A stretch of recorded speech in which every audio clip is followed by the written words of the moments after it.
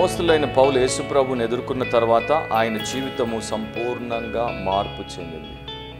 ఆయన యేసును ఎంత నిష్ఠతో వెంబడించాడంటే జీవితానికి భక్తికి కావలసినటువంటి ప్రతి సూత్రాన్ని ప్రతి సత్యాన్ని నేర్చుకోవడం మొదలుపెట్టాడు.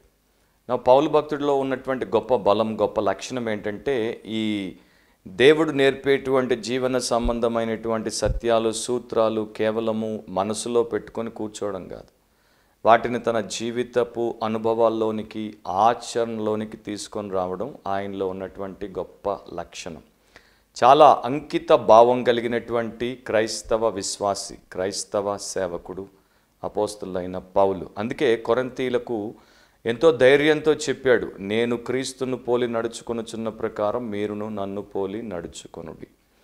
ఈ కొరింథీ సంఘానికి 2 పత్రికలు రాశాడు. మొదటి పత్రికలో 6వ అధ్యాయం 12వ వచనంలో అలాంటి ఒక సత్య సూత్రాన్ని ఆయన రాశాడు. అన్నిటి యందు నాకు స్వాతంత్రము కలదు గాని అన్నియు చేయదగినవి కావు. అన్నిటి యందు నాకు స్వాతంత్రము కలదు గాని నేను దేని చేతను లోపరుచుకొనబడనొల్లను. ఇది ఒక బలమైనటువంటి సత్యాన్ని నేర్పించేటువంటి సూత్రం అన్నమాట.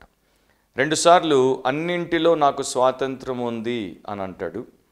ఆ తర్వాత అన్నియు చేయదగినవి కావు అండ్ నేను దేని చేత లోపరుచుకోబడనొల్లను. ఇప్పుడు ఏదైనా నిషేధించబడలేదు, లేకపోతే ఏదైనా విషయంలో మనకు స్వాతంత్రం ఉంది, మనము దాన్ని న్యాయబద్ధమైనదిగా అంటే లెజిటిమేట్గా ఎంచి దాన్ని మనం చేయొచ్చు అని మనకు అనిపించినా, లేకపోతే మన చుట్టూ ఉన్నటువంటి మన వారికి అనిపించినా, మనం ప్రధానంగా మన ఆలోచన ప్రకారం మన దృష్టికోణం నుండి కాకుండా దేవుని ఎదుట దాని యొక్క స్థాయి ఏంటి, దేవుని యొక్క దృష్టిలో దాని యొక్క నిజ స్థితి ఏంటి అనేది మనం చూసి నేర్చుకోవడం చాలా అవసరం. అన్నీ చేయదగినవే అయినప్పటికీ అన్నీ మంచివి కాకపోవచ్చు. అన్నింటికీ మనకు స్వాతంత్రం ఉన్నా కూడా వాటిలో కొన్ని మనల్ని బంధించవచ్చు. అందుకనే పౌలు భక్తుడు ఆ రకంగా రాసి నేను దేని చేత కూడా లోబడనొలను అంటాడు. I will not be mastered by anything or nothing shall have dominion over my life. So ఈ యొక్క వివేచన, ఈ డిసైన్మెంట్ అపోస్తలులైనటువంటి పౌలులాగా విశ్వాసులైనటువంటి మనందరికీ కూడా చాలా అవసరం. ఇప్పుడు ప్రస్తుత లోకాన్ని గురించి మనం ఆలోచిస్తే, మన రోజువారీ జీవితాన్ని మనం ఆలోచిస్తే, మన డైలీ షెడ్యూల్ని మనం ఆలోచిస్తే, మనం ఇప్పుడు డిజిటల్ వరల్డ్లో ఉంటున్నాం. అంటే సాంకేతిక పరమైనటువంటి అధునాతనమైన సౌకర్యవంతమైనటువంటి లోకంలో మనం ఉంటున్నాం. ఒకప్పుడు ఉత్తరాలు రాస్తే అమెరికా దేశానికి వెళ్ళాలంటే 3 నెలలు పట్టేది. ఇప్పుడు మనము ఉత్తరం రాస్తే, ఇప్పుడు ఈ ఉత్తరాన్ని లెటర్ అనరు, ఈమెయిల్ అంటారు. దీన్ని రాస్తే అమెరికా దేశానికి సెకండ్లో వెళ్ళిపోతుంది. సో ఈ రకమైనటువంటి డిజిటల్ టెక్నాలజీ వచ్చింది కనుక ఒకప్పుడు చాలా టైం పట్టేది, ఇప్పుడు చాలా తొందరగా అయిపోతుంది. సో మంచి ఉంది, చెడు ఉంది. ఈ యొక్క డిజిటల్ లైఫ్కి మనమందరం కూడా అలవాటు పడిపోయాం. ఒక రకంగా చెప్పాలంటే అన్ని బ్యాక్గ్రౌండ్స్ నుండి, అంటే అన్ని రకాలైనటువంటి కోవలకు చెందినటువంటి వారు, అనేక జీవన విధానాలకు సంబంధించినటువంటి వారు కూడా ఈ రోజున ఈ యొక్క గ్యాడ్జెట్ని వాడకుండా, అంటే ఈ యొక్క పరికరాన్ని, ఇది సెల్ ఫోన్ కావచ్చు లేకపోతే ఐప్యాడ్ కావచ్చు, దీన్ని వాడకుండా ఉండలేనటువంటి స్థితి వచ్చేస్తోంది. చాలా దేశాల్లో చాలా మట్టుకు వచ్చేసింది. మనకు ఎడ్యుకేషన్ కోసం కావచ్చు, లేకపోతే మన యొక్క వర్క్ కోసం కావచ్చు, లేకపోతే రీసెర్చ్ కోసం కావచ్చు, బిజినెస్ కోసం కావచ్చు, లేకపోతే సోషల్ అవేర్నెస్ని క్రియేట్ చేయడము, లేకపోతే సోషల్ కనెక్టివిటీ అంటే సామాజికంగా ఇతరులతో దూరంగా ఉన్నటువంటి వారితో నిత్యము కనెక్ట్ అయి ఉండడం కోసం కావచ్చు, లేకపోతే మరొక విషయం కోసం కావచ్చు, లేకపోతే మనం క్రైస్తవులమైతే మన యొక్క బైబిల్ స్టడీ కోసం, స్పిరిచువల్ గ్రోత్ కోసం, మినిస్ట్రీ కోసం కావచ్చు. మనము ప్రతిరోజు దీని మీద మనం ఆధారపడిపోతున్నాం. కాకపోతే మనము ఆలోచించాల్సినటువంటి విషయాలు కొన్ని ఉన్నాయి. క్రైస్తవులు కూడా చాలా హెవీగా ఈ డిజిటల్ ప్లాట్ఫామ్ని వారి యొక్క లైఫ్కి ఫౌండేషన్గా మార్చుకున్నారు. క్వశ్చన్ ఏంటంటే, how is the digital life affecting you spiritually? ఈ యొక్క డిజిటల్ లైఫ్, ఈ యొక్క సాంకేతిక పరమైనటువంటి జీవన విధానము నీ ఆత్మీయ జీవితాన్ని ఏ రకంగా ప్రభావితం చేస్తోంది? దీని గురించి మనము విస్మరించడానికి వీల్లేదు. దీని గురించి మనం చాలా తీవ్రంగా, దీర్ఘంగా లోతైనటువంటి రీతిలో ఇన్సైట్ఫుల్ థింకింగ్ని చెయ్యాలి, ఆలోచన చెయ్యాలి. ఇప్పుడు మనం ఇంకో ప్రశ్న ఏంటంటే, are we engaged more digitally than devotionally? అంటే మనం ఈ యొక్క డిజిటల్ లైఫ్కి ఎంతగా అంకితమైపోయామంటే, దేవుడి యొక్క ఆత్మ సంబంధమైనటువంటి జీవితంలో ఈ స్థాయి క్రమశిక్షణ మనకు లేకుండా పోవడం, ఈ స్థాయి నిష్ఠ ఇక్కడ మనకు లేకుండా పోవడం. ఇక్కడ మనం చాలా బలంగా ఉన్నాం, చాలా ఆసక్తిపరులంగా ఉన్నాం, కానీ ఇక్కడ దేవుడి విషయంకి వస్తే, దేవుడితో సమయం గడపడం, దేవుడి యొక్క సన్నిధిలో వాక్యాన్ని ధ్యానించడం, ప్రార్థించడం, ఆయన పనుల్లో లీనమవ్వడం ఇక్కడ బలహీనమైపోతే మరి అది చాలా ప్రశ్నార్థకమైనటువంటి విషయంగానే ఉంటుంది. అండ్ మనలో ఎంతమందికి ఈ డిజిటల్ లైఫ్, డివోషనల్ లైఫ్ని సరైన రీతిలో, దేవుడు మెచ్చే రీతిలో, వాక్యము ఆమోదించే రీతిలో బ్యాలెన్స్ చేయడం వచ్చు? మనం ఎంతగా దీన్ని నేర్చుకున్నాం? ఎందుకంటే మనం ఈ రోజున పెద్దగా పట్టించుకోకపోవచ్చు, కానీ రేపు ఇది చాలా ఇన్ఫ్లుయెన్షియల్ విషయం కనుక మనల్ని తెలియకుండానే చాలా బలంగా బాగైనా చేస్తుంది, లేకపోతే తిరిగి లేవకుండా దెబ్బైనా కొట్టేస్తుంది. ఇంకో ప్రశ్న కూడా నేను మిమ్మల్ని అడగొచ్చు, is your life dominated by your device or by your deity? అంటే నీ దేవుడు నీ యొక్క జీవితాన్ని నడిపిస్తున్నాడా, లేకపోతే నీ చేతుల్లో ఉన్నటువంటి ఆ యొక్క డివైస్ అది నీ జీవితాన్ని నడిపిస్తుందా? నిర్గమకాండంలో 20వ అధ్యాయంలో 10 ఆజ్ఞల్లో దేవుడి మాట చెప్పాడు, నేను తప్ప మరొక దేవుడు నీకు ఉండకూడదు, నేనే దేవుడిని, నేను తప్ప మరొక దేవుడు నీకు ఉండకూడదు. మనకు తెలియకుండానే మనం చాలా విషయాలను, వస్తువులను, వ్యక్తులను దేవుళ్ళుగా తయారు చేసి మన జీవితంలో వారిని మనం ముందు పెట్టుకొని వారిని మనము ఆరాధిస్తూ, వారిని మనం పూజిస్తూ, వారికి మనం సాగిలపడిపోవచ్చు. సో ఇక్కడ మీరు ఆలోచించాలి, నాకు నిజమైనటువంటి దేవుడే దేవుడా, లేకపోతే నా చేతుల్లో ఉన్న గ్యాడ్జెట్, నేను క్యారీ చేసేటువంటి గ్యాడ్జెట్ నా దేవుడా? ఇంకో ప్రశ్న కూడా అడుగుతాను, do you worship a hand held God or do you worship the most holy and high God? Is God in your pocket or is God in your heart? So దీని గురించి think seriously, దీని గురించి తీవ్రంగా నీవు ఆలోచించి సరైనటువంటి రీతిలో నీవు నీ జీవితాన్ని నిర్దేశించుకుంటే నీకు ఇవి కూడా ఉపయోగపడేటువంటి సాధనాలుగా ఉంటాయి. బొత్తిగా వాడొద్దు అని నేను చెప్పట్లేదు. ఇప్పుడు నా ముందే ఐప్యాడ్ ఉంది, నేను ఐప్యాడ్ని వాడుతున్నాను. ఐప్యాడ్ని ఎందుకు వాడుతున్నాను? కేవలము బైబిల్ స్టడీ కోసము, నా సర్మన్ ప్రిపరేషన్ కోసము, అండ్ నాకు సగము 50% జ్ఞాపకం లేదు కనుక నోట్స్ రాసుకొని దాన్ని నేను చూస్తూ జ్ఞాపకం చేసుకుంటూ ఇతరులకు దేవుని యొక్క విషయాలు బోధించడం కోసం.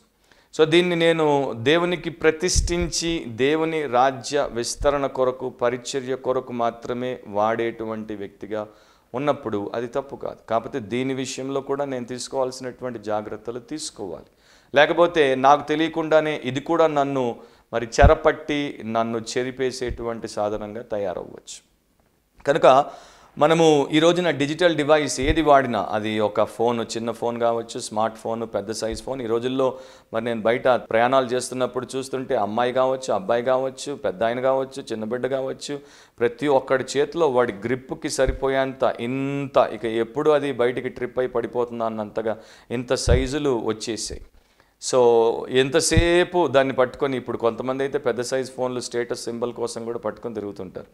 ఫోన్ ఉండడం తప్పు కాదు, ఫోన్ని సరిగ్గా వినియోగించడం మంచిదే, కానీ దాని వినియోగం ఏంటో తెలుసుకోకపోతే చాలా తప్పు. సో అది స్మార్ట్ ఫోన్ కావచ్చు, ఐప్యాడ్ కావచ్చు, ల్యాప్టాప్ కావచ్చు, లేకపోతే నోట్బుక్ కావచ్చు, ఇంకొక డెస్క్టాప్ కావచ్చు, మరొకటి కావచ్చు. ఇవన్నీ సరిగ్గా వినియోగిస్తే చాలా ప్రొడక్టివ్ టూల్స్ అన్నమాట, చాలా మంచి సమర్థవంతమైనటువంటి ఫల సాధనతో కూడినటువంటి పరికరాలు.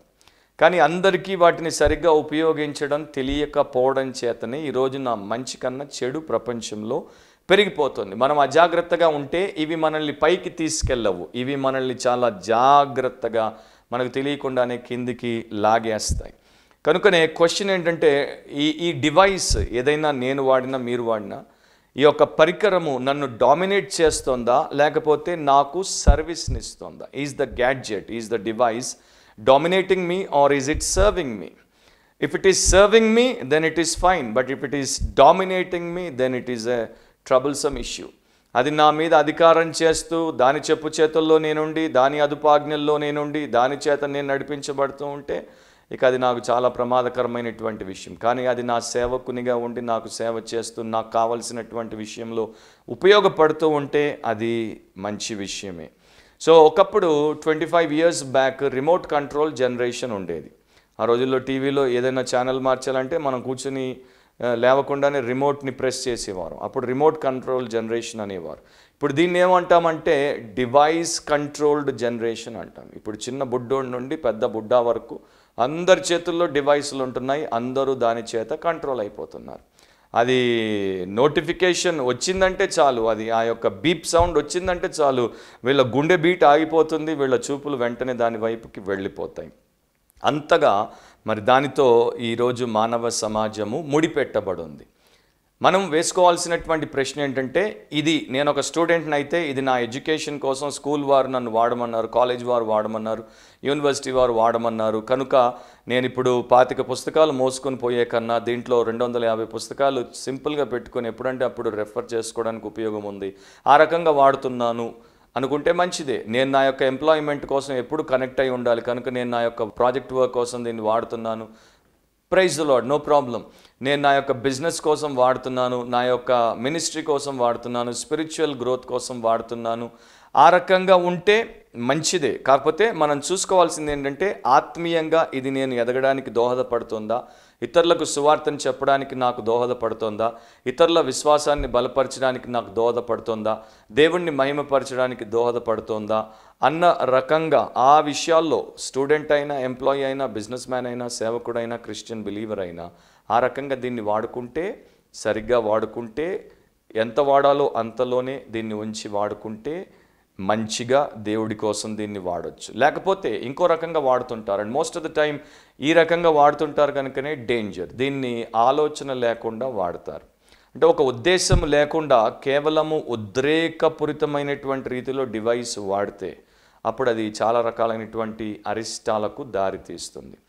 కాలక్షేపం కోసం చాలామంది దీన్ని వాడుతుంటారు. కాలక్షేపం కోసం వాడడం మొదట మరి మామూలుగా మొదలవుతుంది, తర్వాత అది ఇక నీకు చాలా దారుణమైన విషమ పరిస్థితుల్ని తెచ్చిపెడుతుంది. నేను ఒక మాట అంటుంటాను, it always starts with an affection but then it becomes an addiction. ఎప్పుడు కూడా దాని మీద మనకి ఏదో మురిపమో, లేకపోతే ముద్దో, లేకపోతే ఆప్యాయతో, ఏదో ప్రేమో, మమకారమో అట్లా మొదలవుతుంది. దాని తర్వాత అది మనల్ని పట్టేసి మనం గింజుకున్న విడిచిపెట్టినటువంటి పిప్పి పిండి చేసే ఒక చెరగా, అడిక్షన్గా మారిపోతుంది. అండ్ ఈరోజున చాలామంది పాస్టర్లు అండ్ చాలామంది బిలీవర్లు, చాలామంది క్రిస్టియన్ మరి పీపుల్ అందరినీ కూడా మీరు చూస్తే ఇది ఒక అడిక్షన్గా మారింది. సో కాలక్షేపమే చేస్తుంటారు, క్రీస్తుతో కాలం గడపరు, గ్యాడ్జెట్తో కాలం గడుపుతుంటారు. అండ్ దాంట్లో చెత్తా చెదారం అంతా చూస్తుంటారు. చెత్తా చెదారం అంతా ఇప్పుడు వాట్సాప్ ద్వారా లేకపోతే ఇంకొక సోషల్ మీడియా ప్లాట్ఫామ్ ద్వారా ఇతరులకు కూడా పంపుతుంటారు. ఇప్పుడు వీడు చెడి ఇంకొకరిని కూడా చెడగొట్టేటువంటిది ఎక్కువ. రూమర్ వస్తే రూమర్ని పంపించేస్తారు. అది ఆ రోజుల్లో అయితే మీకు తెలుసు అనుకుంటాను, ఆఫ్ఘనిస్తాన్లో 200 పైచిలకు క్రైస్తవుల్ని ఊచకొత్తగా వస్తున్నారు అని వచ్చిన రూమరే 2 సంవత్సరాలకి 3 సార్లు వచ్చింది. అట్లాంటిది చారిత్రాత్మకంగా ఎలాంటి రుజువులు కూడా ప్రపంచము, ముఖ్యంగా క్రైస్తవ సంస్థలు మనకు ఇవ్వలేదు. సో ఇలాంటివి చాలా అనవసరమైనటువంటివి, అనర్థాలతో కూడుకున్నటువంటివి మన క్రైస్తవ సమాజంలో పంపేస్తారు. ఒకప్పుడు 2 ఏళ్ల క్రితం నేను వాట్సాప్ వాడేవాడిని, ఇప్పుడు వాట్సాప్ వాడడం మానేశాను. ఎందుకంటే నా టైం అంతా వేస్ట్ చేస్తారు. గ్రూపులు తయారు చేసి దాంట్లో వచ్చి మనల్ని ఆ గ్రూప్లోనికి లాగేసి మనల్ని బైబిల్ స్టడీ చేయనివ్వరు, ప్రార్థన చేయనివ్వరు, ఒకరికి కౌన్సిలింగ్ చేయనివ్వరు, ఒకరితో మనం టైం స్పెండ్ చేయనివ్వరు, దేవుడికి మనం సమయం ఇవ్వడానికి అవకాశం ఇవ్వరు. సో ఆ రోజుల్లో ఏదో దేశంలో ఆకాశంలో మబ్బులు ఒక గుర్రపు రీతిలో, అంటే షేప్లో, దాని మీద ఒక మబ్బు జీసస్ షేప్లో కనబడగానే అదిగో జీసస్ మధ్యాకాశంలోనికి మహిమతో వచ్చేసాడని ఎవరో బుర్రలేనోడు వాట్సాప్లో పంపితే అది అందరికీ ప్రపంచవ్యాప్తంగా పోయింది, నాకు కూడా వచ్చింది. సో ఇట్లాంటి వాటిని దేవుడు తప్పుపడతాడు, దేవుడి దాకెందుకు, నేనే తప్పుపడుతున్నాను. సో విశ్వాసులు విశ్వాసంలో పెరగడానికి, సేవకులు సేవను దేవుడి మెచ్చే రీతిలో చేయడానికి అండ్ ఇతరులకు ఉపయోగపడేటువంటిదిగా దీన్ని ఉంచుకుంటే తప్పులేదు. కానీ నా ఈగోను బూస్ట్ చేసుకోవడానికి, నా కొరకు అభిమానులను పెంచుకోవడానికి, నా యొక్క సోషల్ మీడియాలో ఎన్ని క్లిక్కులు వచ్చాయని మాటి మాటికి చూసుకోవడానికి, ఇక దానికి నేను కట్టివేయబడ్డానికి దీన్ని వాడితే మాత్రం అది దేవుడు మెచ్చే విషయం కాదు. సో 3 విషయాల్లో దేవుడు మనల్ని లెక్క అడుగుతాడు. God will hold us accountable in these 3 things. ఒకటి, right use of your time. నీ సమయాన్ని సద్వినియోగపరుచుకొనుచున్నావా? ఇది దానికి ఏదైనా ఆటంకాన్ని కలిగిస్తుందా? దీనివల్ల సమయం దుర్వినియోగం అవుతోందా? దేవుడి కోసం వాడాల్సిన సమయమును, దేవుడి విషయాల కొరకు వాడాల్సిన సమయము, దేవుడి రాజ్య పనుల కోసం వాడాల్సిన సమయము, ఇతరుల క్షేమం కోసం వాడాల్సిన సమయము, దీనికి నీవు కేటాయించి వృధా చేస్తే దేవుడు తప్పకుండా నిన్ను లెక్క అడుగుతాడు. రెండవది, right use of your treasure. నీ యొక్క ధనము, దేవుడు నీకు ఇచ్చిన ధనమును నీవు సరిగ్గా వినియోగిస్తున్నావా? 10,000 పెట్టి కొన్నాము, ఇప్పుడు 80,000 లక్ష పెట్టి ఫోన్లు కొంటున్నాము. సో అంత అవసరమైతే కొనుక్కోండి, నాకేం అభ్యంతరం లేదు.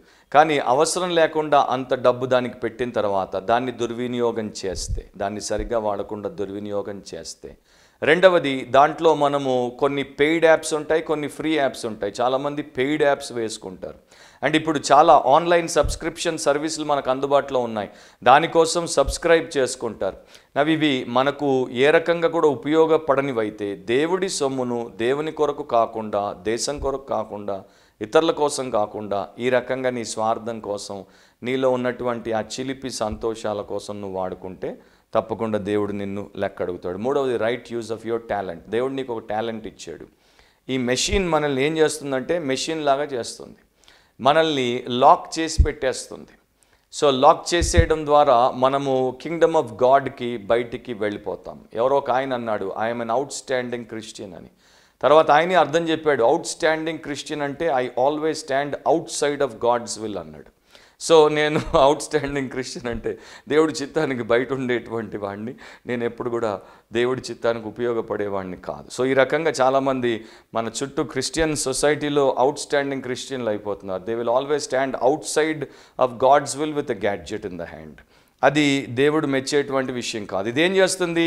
నీ యొక్క క్రియేటివిటీని చంపేస్తుంది, నీ టాలెంట్ని దొంగిలించేస్తుంది, నీ సోషల్ రెస్పాన్సిబిలిటీ, మరి ముఖ్యంగా నీ గాడ్ గివెన్ రెస్పాన్సిబిలిటీని నిన్ను ఫుల్ఫిల్ చేయనివ్వదు. అంటే దాన్ని నీవు పూర్తి చేయడానికి అవకాశం ఇవ్వదు. సో నేను కొన్ని చెక్ పాయింట్స్ చెప్తాను, వాటిని మీరు పరీక్షించుకుంటే మీ యొక్క జీవితము ఏ రకంగా ఉందో, ఏ దారిలో పోతుందో, మీరు డిజిటల్ లైఫ్కి బానిస అయిపోయారో లేకపోతే డివోషనల్ లైఫ్లోనే దేవుడు మెచ్చేటువంటి మంచి క్రిస్టియన్గా ఉన్నారో మీకు అర్థమవుతుంది. ఇది మన వైర్డ్ హార్ట్కి కావాల్సినటువంటి చెక్ పాయింట్స్ అన్నమాట. మొదటిది ఏంటంటే, ఒకవేళ నీ గ్యాడ్జెట్ని నీవు వాడకపోతే ఏదో పెద్దగా కోల్పోయినటువంటి ఫీలింగ్ నీకు వస్తే, సో నీవు జాగ్రత్త పడాలి. రెండవది, నీ సోషల్ మీడియాని నీవు వాడకపోతే, రోజులో నీవు వాడేంత సమయం వాడకపోతే నీకు వెంటనే మరి ఏదో శూన్యంగా అనిపించి, అంటే ఎంప్టీ ఫీలింగ్ వచ్చి, అసంతృప్తికి నీవు గురై, ఇరిటేషన్కి నీవు గురవుతూ ఉంటే అది ఒక ప్రమాద సూచిక. మూడవది ఏంటంటే, గ్యాడ్జెట్ నీ చేతుల్లో లేక, ఫర్ ఎగ్జాంపుల్ కింద పడి ఇరిగిపోతుంది, కొన్నిసార్లు ఫ్రీజ్ అయి పనిచేయదు, కొన్నిసార్లు ఏదో చెడిపోతుంది. ఈ మధ్య ఐఫోన్లు చాలా తొందరగా పాడైపోతున్నాయి. అట్లాంటప్పుడు ఆ పిల్లల్ని చూడాలి, నీటి నుండి చేపల్ని బయటికేస్తే ఎట్లా గింజుకుంటారు అట్లా గింజుకుంటుంటారు. ఒకవేళ అట్లాంటి డ్రై, డల్, ఎక్సైట్మెంట్ లేనటువంటి ఫీలింగ్లో నీవు ఉండిపోతే జాగ్రత్త.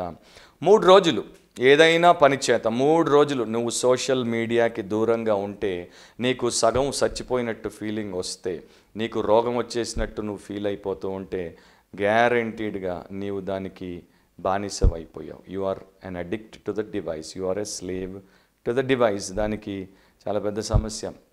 ఇండియన్ నేవీకి 4 ఏళ్ళు వాళ్ళు ట్రైనింగ్ ఇస్తారు కేరళలో, ఇండియన్ నేవల్ అకాడమీ. 4 years వారు మొబైల్ ఫోన్ని వాడకూడదు. ఇప్పటికి కూడా, ఈ రోజుకి కూడా, యాజ్ ఆన్ టుడే బీటెక్తో కూడినటువంటి naval academy naval officer course అది. ఇప్పటికి కూడా దాంట్లో ఉన్నటువంటి వారు 4 ఏళ్ళు ఫోన్ వాడరు, 4 ఏళ్ళు బయట పాటలు వినరు, 4 ఏళ్ళు ఏ రకమైనటువంటి ఈ విషయాలకు దూరంగా ఉంటారు. ఒలింపిక్స్ కోసం పివి సింధు, మన తెలుగు అమ్మాయి, గొప్ప బ్యాడ్మింటన్ స్పోర్ట్స్ పర్సన్, ఆమెను గోపిచంద్, ఆమె కోచ్ 8 నెలలు రెండింటికి దూరంగా పెట్టాడు. ఒకటి షుగర్కి, స్వీట్కి దూరంగా పెట్టాడు. రెండవది, ఆమె స్మార్ట్ ఫోన్ని లాగేసుకొని 8 months ఆమె ఫోన్ని చూడకుండా ఆమెను దూరంగా పెట్టాడు. ఆయన్ని ఎన్డీటీవీ వారు నేషనల్ కాన్క్లేవ్లో అడిగారు, ఎందుకంత ఆమె మీద మరి ప్రెషర్ వేసి అట్లా చేశారంటే, ఆయన అన్నాడు, ఫోన్ లేని ప్రతిసారి సింధుకి ఏం జ్ఞాపకం వస్తుందంటే, I'm living for a higher purpose. నేను ఒక ఉన్నతమైనటువంటి ఆశయం కోసం బ్రతుకుతున్నాను. నేను ఒలింపిక్ మెడల్ని సంపాదించాలి, కనుక నేను దాని కొరకు కష్టపడుతున్నాను, అందుకనే దీన్ని సాక్రిఫైస్ చేశాను. సో అన్యులు, లోకస్తులు ఆ రకంగా దేవుడి కోసం కాదు, వారి కోసం, వారి ఘనత కోసం, వారి దేశం కోసం ఇవన్నీ చేయగలిగితే దేవుడి కోసం మనం ఇంకెంత చేయాలి? తర్వాత చెక్ పాయింట్ ఏంటంటే, ఒకవేళ నీ చుట్టూ మనుషులున్నా కూడా నీవు నీ డివైస్లోనే మునిగిపోయి దాని వంకే చూస్తూ వీరిని పట్టించుకోకుండా ఉంటే అది కర్టసీ అనేది చాలా చెడ్డ కర్టసీ. భోజన బల్ల దగ్గర అందరూ కూర్చొని తింటుంటే వీరు ఫోన్ చూస్తూ ఉంటారు. అండ్ బయటికి వెళ్ళి ఇతరులతో ఫెలోషిప్ టైంలో కూడా వీరు ఫోన్ చూస్తూ ఉంటారు. ఇతరులకి ఎవరితో అయినా మాట్లాడుతుంటే ఫోన్ వస్తే వారి మాటల్ని వినకుండా, వారి వైపు చూడకుండా వీరు ఫోన్ చూస్తూ ఉంటారు. ఇవి మన అందరికీ ఉన్న లక్షణాలు. అండ్ ఈ లక్షణాలని మనము తృణీకరించేసేయాలి, వీటిని మనము తీసివేసేయాలి. సమ్ టైమ్స్ మాలాంటి వాళ్ళకి ప్రేయర్ రిక్వెస్ట్లు పంపుతుంటారు, లేకపోతే మేము ఒక మెసేజ్ ఇచ్చేటప్పుడు ఫోన్ ఆపి మళ్ళీ ఫోన్ ఆన్ చేసేసరికి ఎవరో ఎక్కడో ఏదో అవసరం కోసం ఫోన్ చేస్తూ ఉంటారు. సో మాకు తెలియకుండానే బై యాక్సిడెంట్ నేను కూడా సమ్ టైమ్స్ అట్లాగే చూస్తూ వచ్చాను, నేను కూడా రియలైజ్ అయ్యాను. సో అలాంటివి ఇతరులతో మనం ఉన్నప్పుడు వీలైనంత మట్టుకు దాన్ని తగ్గించేసి పక్కన పెట్టడం. యాక్చువల్గా ఒక ఆయన పేరేంటో నాకు తెలియదు, ఆయన పద్ధతి ఏంటంటే ఎవరైనా ఆయన దగ్గరికి వచ్చి ఆయనతో మాట్లాడబోతే ఫస్ట్ తన ఫోన్ తీసి డ్రాయర్ తెరిచి దాంట్లో పెట్టేసి దాన్ని మూసేస్తాడంట, ఆయన వెళ్ళే వరకు మళ్ళీ తీయడంట. సో మనం అందరం కూడా అది నేర్చుకుంటే చాలా బాగుంటుంది. దాని తర్వాత బైబిల్ చదివేటప్పుడు బోర్ అనిపించి, చర్చిలో ఉన్నప్పుడు బోర్ అనిపించి, ప్రేయర్ మీటింగ్లో బోర్ అనిపించి, మెసేజ్ వినేటప్పుడు బోర్ అనిపించి, క్రైస్తవ సహవాసంలో బోర్ అనిపించి, ఎప్పుడు బయటపడదామా అనిపించి, ఇంటికి వచ్చేసి ఒక్కదానివి ఫోన్ పట్టుకోగానే నీకు విపరీతమైనటువంటి సూపర్ ఎక్సైట్మెంట్ వచ్చేస్తే నీవు తప్పకుండా దేవుని బిడ్డవు కావు అన్నదానికే ఎక్కువ అవకాశం ఉంది. ఎందుకంటే you have no desire for God and you have no desire for godly things and you are a worldly person అనేది ఈ యొక్క రుజువు ద్వారా చూపిస్తున్నాం. అండ్ ఇంకా ఆ రకంగా చూసుకుంటూ పోతే చాలా ఉంటాయి. డేవ్ స్టవ్ అనేటువంటి ఒక వ్యక్తి చక్కని ఆర్టికల్లో ఈ మాటలు రాశాడు. మన శరీరాల్లో మరి ట్రిలియన్ సెల్స్ ఉంటాయి. అండ్ ఈ యొక్క కణాలు చాలా గొప్పగా మనల్ని బ్రతికించి బలంగా ఉంచుతాయి, ఆరోగ్యంగా ఉంచుతాయి. ఈ కణాల చుట్టూ ఒక పొర ఉంటుంది, మెంబ్రేన్ ఉంటుంది. ఆ మెంబ్రేన్ కణాలని సురక్షితంగా భద్రపరుస్తాయి. ఈ యొక్క మెంబ్రేన్ ఏం చేస్తుందంటే ఈ కణానికి ఉపయోగపడే ఆరోగ్యాన్ని ఇచ్చేటువంటి సబ్స్టెన్స్ని లోపలికి రానిస్తుంది, కానీ దీన్ని ఛేదించి చెడగొట్టేటువంటి వాటిని రానివ్వకుండా ఆపుతుంది. దీన్ని మెడికల్ టర్మినాలజీ ప్రకారము వారు ఏమంటారంటే సెలెక్టివ్ పర్మియబిలిటీ అంటారు. అంటే ఏది లోపలికి రావాలో ఏది లోపలికి రాకూడదో ఆ యొక్క బయట ఉన్నటువంటి మెంబ్రేన్ నిర్ణయించి క్షేమకరమైన వాటిని లోపలికి రానిస్తుంది, క్షామాన్ని తెచ్చే వాటిని బయటే ఉంచేస్తుంది. ఈ రకంగా ఉండడం చేత ట్రిలియన్స్ ఆఫ్ సెల్స్ మన శరీరంలో దేవుడు పెట్టిన అద్భుతమైన క్రమంలో పనిచేస్తూ మనల్ని బ్రతికించి బలంగా ఆరోగ్యంగా ఉంచుతున్నాయి. సో ఈ యొక్క ఆథర్ ఏమంటారంటే, ఒకవేళ ఈ సెల్ మీద ఉన్నటువంటి మెంబ్రేన్ చెడిపోతే, ఇక చెడు పదార్థాలన్నీ సెల్లోనికి వస్తే అది మరి కంటామినేట్ అయిపోతుంది. అది కంటామినేట్ అయిపోతే మన శరీరానికి రోగం వచ్చేస్తుంది, మన శరీరం అంతా కంటామినేషన్కి గురవుతుంది. సో మన హృదయాన్ని కూడా మనం ఈ రకమైనటువంటి సురక్షితమైనటువంటి భద్రతతో భద్రపరచుకోవాలి. సొలొమోను 4వ సామెత 23వ వచనంలో చెప్పాడు, చాలా చక్కని పారమార్థికమైనటువంటి సత్యాన్ని ఆయన మనకు చెప్పాడు. నీ హృదయంలో నుండి జీవదారులు బయలుదేరును, కాబట్టి అన్నిటికంటే ముఖ్యముగా నీ హృదయమును భద్రముగా కాపాడుకొను. కాబట్టి అన్నింటికంటే ముఖ్యముగా నీ హృదయమును భద్రముగా కాపాడుకొను. సో నీ హృదయం చుట్టూ వాక్యము అనేటువంటి దాన్ని ఒక సెలెక్టివ్ పర్మియబిలిటీ కలిగినటువంటి మెంబ్రేన్గా నీవు పెట్టుకొని ఏది లోపలికి రావాలి, ఏది లోపలికి రాకూడదు, ఏది నేను చూడాలి, ఏది నేను చదవాలి, ఏది నేను వినాలి, ఏది నేను చదవకూడదు, చూడకూడదు, వినకూడదు, దేనికి నన్ను అప్పగించుకోవచ్చు, దేనిని నేను దూరంగా ఉంచాలి, అండ్ ఏ రకంగా ఈ యొక్క డివైస్ని దేవుడి మహిమ కొరకు, ఇతరుల మేలు కొరకు నేను వాడగలగాలి అనేది మనం ఆలోచించాలి. So think about your digital life and your devotional life and always give priority to your devotional life. If your devotional is strong, then you can handle your digital devices. లేకపోతే నీవు ఆత్మీయంగా బలంగా ఉంటే, పౌలు లాంటి స్థిరమైనటువంటి విశ్వాసిగా ఉంటే, ఏ విషయాలు ఎక్కడ పెట్టాలో, ఏ రకంగా వాటితో వ్యవహరించాలో నీకు బాగా దేవుడు తెలియజేస్తాడు. ఆ రకమైనటువంటి కృప మనందరికీ దేవుడు అనుగ్రహించి దీవించి బలపరచును గాక. ఆమేన్.